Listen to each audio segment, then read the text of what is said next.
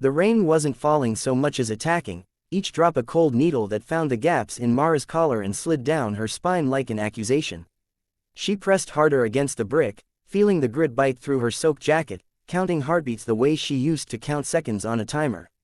The drive was no bigger than a matchbox, but it weighed like guilt in her fist. The alley stank of wet cardboard, piss, and the metallic ghost of old popcorn from the theater's better days.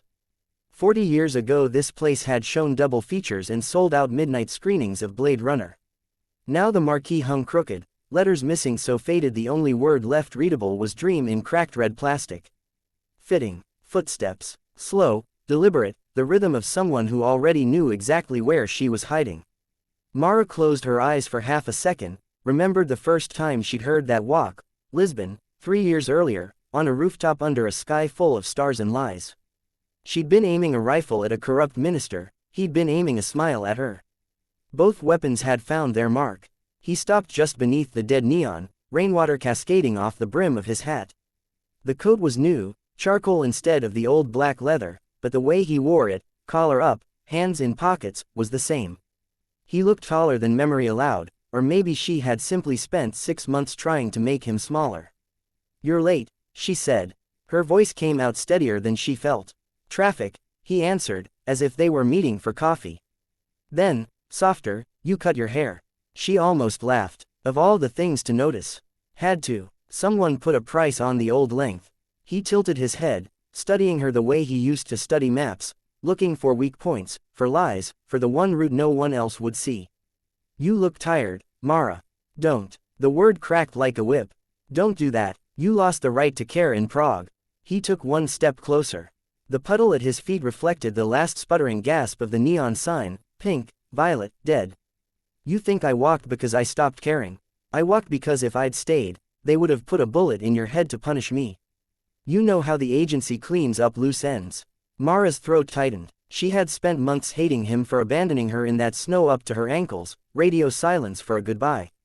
Now the hate wobbled, threatening to topple into something worse, understanding. She forced her fingers to unclench, looked down at the drive. Matte black casing, no markings. Inside, 47 names, safe houses, bribe accounts, black enough to drown governments. Enough to burn the clandestine world to the ground, or to rule it from the ashes. "They're saying you're selling it to the highest bidder," he said quietly. "They're saying a lot of things." She met his eyes. They were the same storm gray she remembered, only now the storm had moved in permanently. "You here to stop me, Calder?" "I'm here to finish what we started." He took another step, 10 feet between them now. Close enough she could see the scar that ran through his left eyebrow. Belgrade, flying glass, her fault. "Destroy the drive. Walk away with me. We disappear for real this time. New names, new continent, the works." The offer hung in the air like smoke. For one treacherous heartbeat she let herself imagine it. A house with no sidelines, mornings without looking over her shoulder, waking up next to the only person who'd ever known her real name and hadn't sold it. Then she remembered the girl in Caracas who'd trusted them both. Remembered the safe house in Odessa that wasn't safe anymore.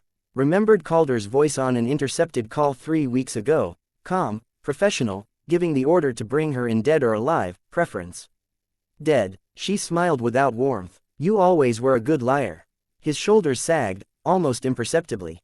"Mara." "No." She flicked her wrist. The drive left her hand in a flat, practiced arc, spinning silver once in the neon before it hit the flooded alley with a pathetic plop and vanished beneath brown water and decades of rot.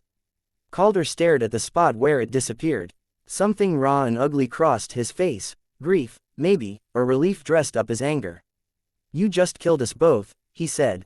"No," she answered, stepping sideways toward the mouth of the alley. "I just set us free." She brushed past him. The sleeve of his coat grazed her arm. She caught the scent of wet wool and gun oil and the faint trace of the cologne he'd worn in Tangier when everything had still felt possible. Her chest ached like a fresh bruise. He didn't try to stop her. By the time she reached the street, the rain had eased to a whisper. Headlights swept over her, anonymous and indifferent.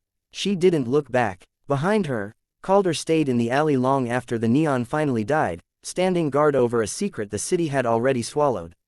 When the first patrol car rolled past, he was gone too, another ghost among many, footprints erased before they could form. The rain kept falling, washing the last of the light into the gutters, patient and thorough, the way only rain and time know.